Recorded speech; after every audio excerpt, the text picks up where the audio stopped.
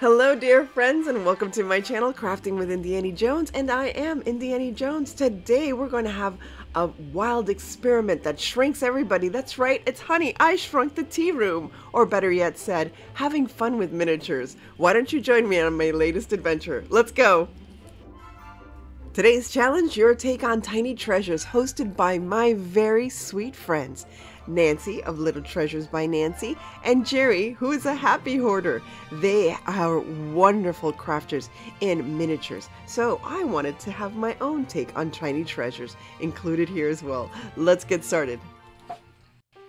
Though I have delved into miniatures before, I've never dedicated a full little room of miniatures. I've never done a project like this. So we're gonna get started with one of these Micheals miniature project rooms. Now they used to sell these, and I'll be honest with you, I got this in one of those $5 grab boxes back after December. This was actually a Christmas one, it said. Now, one of the things I noticed right away is that little door that appears in the picture is not really a door. It's just an outline. So I thought to myself, well, I am going to create my own door using my Dremel tool. Let me tell you something. I don't know what material this is made out of, MDF, but yeah, look at me trying to use my Dremel. It broke my Dremel actually, and then I tried a hacksaw, and after a while I just gave up because, I mean, nobody's going to be walking through the door. So the next thing I wanted to focus on is my floor. So here I am measuring out my floor, and I'm going to surprise you with what's going to be on my floor, but it shouldn't be too much of a surprise if you've been on my channel before. I wanted this to be like a little vintage cottagey kind of tea room, and I still don't know if it's an actual like store or a tea room, but there's my little floor. I love this black and white tiled kind of look, and I thought this would be perfect for my little tea room. So here I am just making sure everything is set up correctly, and that when I glue this down, it's going to cover all of the areas. So easy enough, I'm just going to use Mod Podge to glue down this, I guess this is called scrapbook paper. Yes, scrapbook paper that I got at Hobby Lobby. And here I'm just spreading out all that wonderful Mod Podge, and then I'm going to glue down that floor. Easy enough, much more easy than tiling it, I'm sure. But I'm sure there's miniaturists out there, I think that's the word, that actually tile their own floors. But for now, this will work just fine for my project.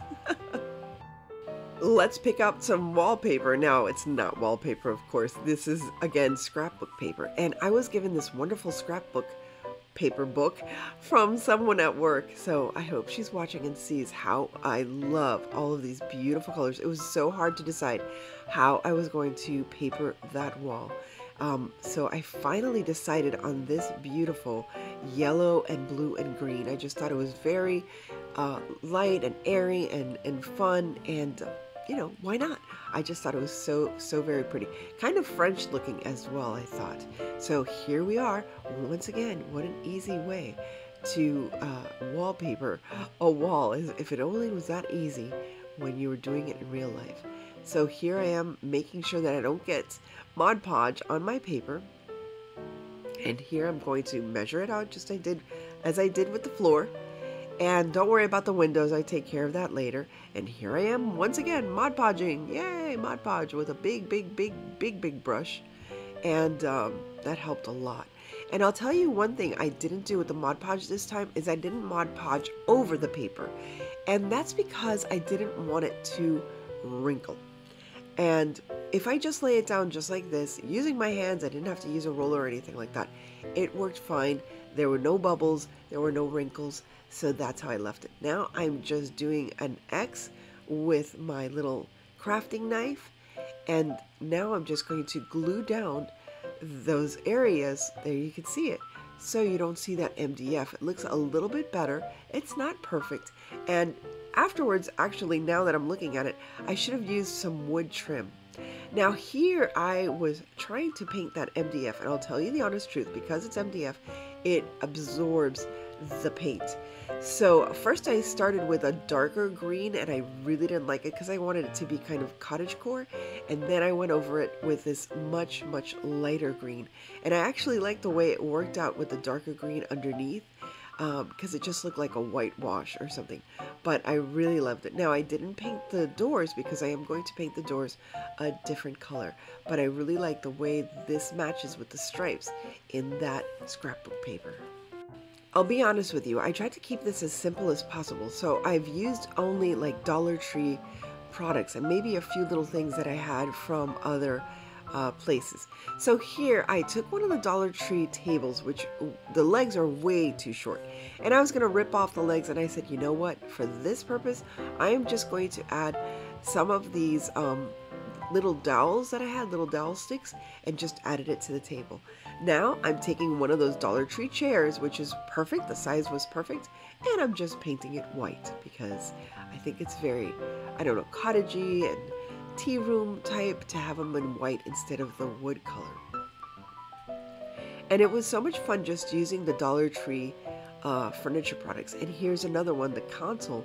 And again, I'm going to use this as a console or as a side table so I can have all of my goodies for my little tea party. Well, or, you know, just for the tea room. If it was larger, if I could fit 2 tables in there, I would definitely have made it into a tea store, a tea room store. And here I'm going to decorate my table now. And to cover the legs, I thought it would be best just to use a little piece of lace as a table cover. But now I decided to add a little bit of color to that by creating a runner. And there you see the runner. I just used some ribbon as my runner, and you'll see that I'm going to incorporate this ribbon in other ways. So here I'm using the ribbon again and decided that my little chair needed a cushion. Of course, who's going to sit in a hard wooden chair without a nice cushy cushion? So here I'm creating a tiny little cushion with my ribbon, and all I used was a cotton ball as my stuffing, and there you go, very easy to create. And just to make sure it got into all the corners, I used a stick. Then I glued the opening and made sure I rounded the corners so it would actually look like a perfect little cushion. And I glued it into place so it wouldn't fall off of the chair. And there you have it. And it matches with my little runner. I just thought it was so, so perfect. Same thing with the console. I decided to cover it with the same lace that's on the tablecloth, so everything would be nice and matching. And as you can see, it was perfect because it had perfect little white edging, so you could see it on the other side of the console, and it covers what would be the drawers there. But I just thought the lace would look so much cuter than just a plain little console. Now we have to have lace curtains, of course. I mean, we have to have everything matching. So again, taking some lace leftovers, scraps of lace that I had, and a little dowel, I created a curtain rod and my little curtains. Now I'm going to use leftovers from the ribbons to be as my tie backs. And here at the end of my little dowel, I'm going to add a wooden bead. Perfect. It's just the perfect decor for my little tea room house. Now, as you can see, I created 2 panels for each window. And again, the tie backs were just leftovers from the same ribbon that I used as the runner and the cushion. And I made it for both. Now I am gluing them into place right above those little windows. Now, I have to be honest, I don't even have this many curtains or curtains this nice in my own home, because if it was this easy, I'd have lace curtains everywhere in my home. Yes, I know I could buy them already, but they're kind of pricey, so I'm a very simple kind of gal, except when it comes to my crafting. So there you go. Look how cute that looks. I love it. Now, onward to more decor. Here I am updating this little rocking chair that was actually part of a Christmas ornament that kind of had fallen apart. So here I am giving it a new paint job, just as I would trash to treasure it. Here. Now, the best thing to use for artwork, I feel, for any kind of miniature house is using the backs of calendars. The backs of calendars will show you like a little preview of the artwork within the calendar itself. Here I am using this cute little metal frame that I think is like a piece of jewelry that I just had, and I'm adding a cute little quote for that frame, and then I created my other frame, and you'll see it later. Here I'm using those tiny little Dollar Tree glass bottles, and I'm filling them in with some flowers. And what I did was I filled it in with some hot glue so that it would emulate or look like water. And here I am finishing off my little flower arrangement. This one I used a little bit of sand just to make it different. Now for embellishments and for frames for my little tea room, I am using my molds and hot glue. I think this is easier and more efficient and faster than using clay, even the foam clay, because I don't have to freeze it or anything. And since it's going to just be sitting in this cute little tea room, I didn't think it was necessary to make it out of clay. And here I am just using the hot glue. There it is, all out. And now I'm going to paint it up and make it look pretty. I also made this cute little frame, which I'm also going to paint with some gold. First, however, I do add some like dark brown. You can add black if you want underneath, but I just wanted to make sure that the dark brown got into all of the details and all the little ridges. So once I painted it with the gold, it would show up through the gold. And I think it just looks so pretty. It does look like an actual little wooden frame. And this is where I'm going to put that beautiful little rose decor that I found on that calendar. Now, I actually bought this trim at Hobby Lobby. I think this is one of the only things, a few, I think there's only 2 or 3 items that I purchased from Hobby Lobby. And the trim was $4.99, and it was enough to trim out the ceilings, as you can see, the moldings, this is molding I guess, and the sides. I could have put some more right at the top so you wouldn't see the MDF, but I just left it plain for right now. And if I want to, I can paint it at another time. But I thought this trim just made it perfect, especially around the ceiling, the molding.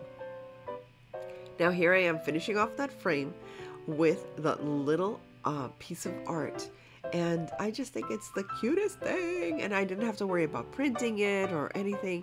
I think this is a really easy way to add art and decor to your little miniature house. To add my wall art, I think it was the best idea to just put it on its side and make sure that it was nice and level.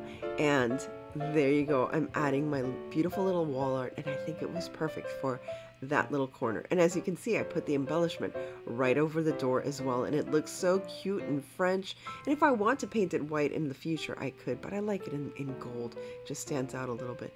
Now I had these cute little desserts. Some of them are actually from the Dollar Tree, from like Barbie, and others I just had. I don't know how, but I just had them.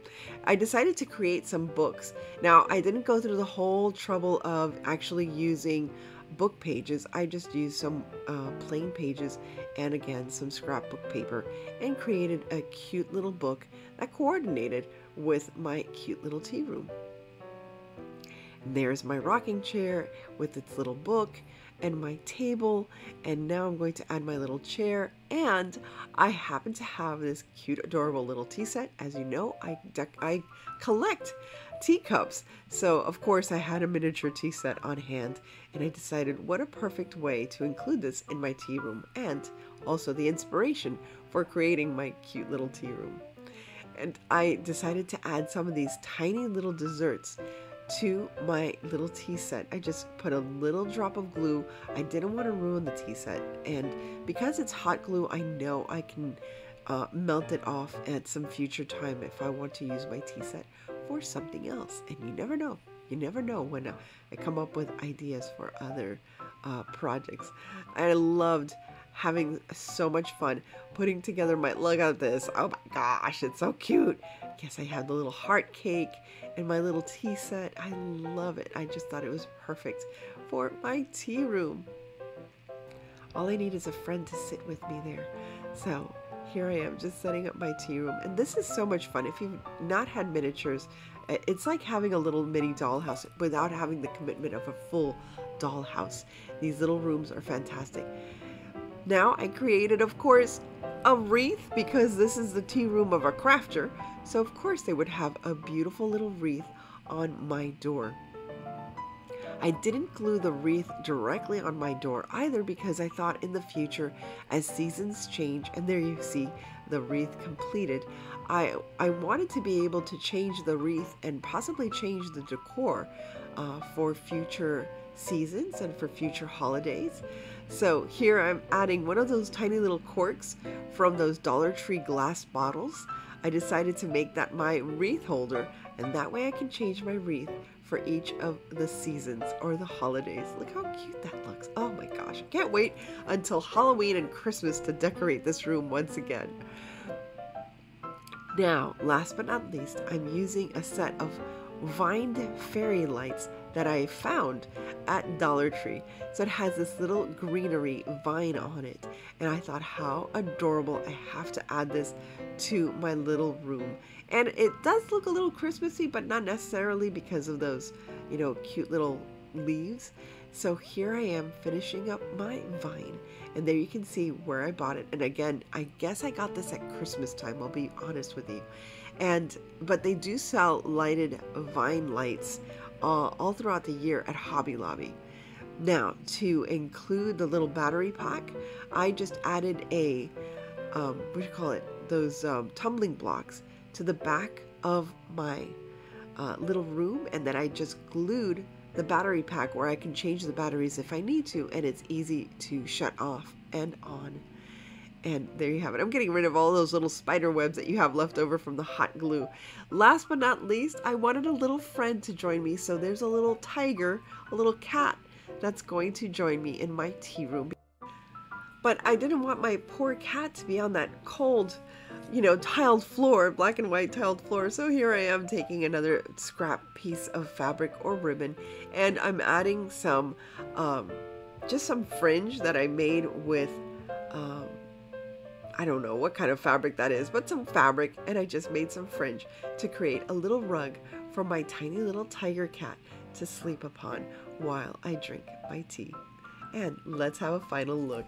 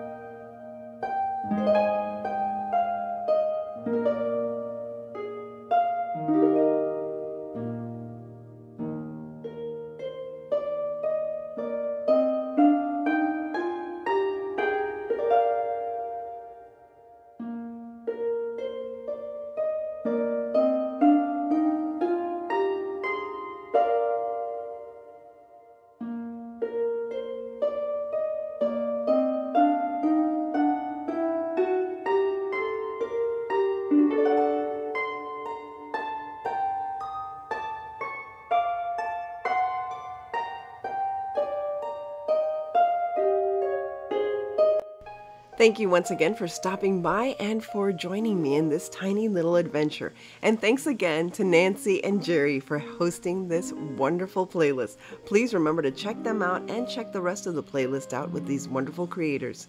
As always, stay safe, be kind, God bless each and every one of you, and remember to live the adventure. And click to subscribe and come back for more adventures to come. I'll see you again soon. Bye-bye.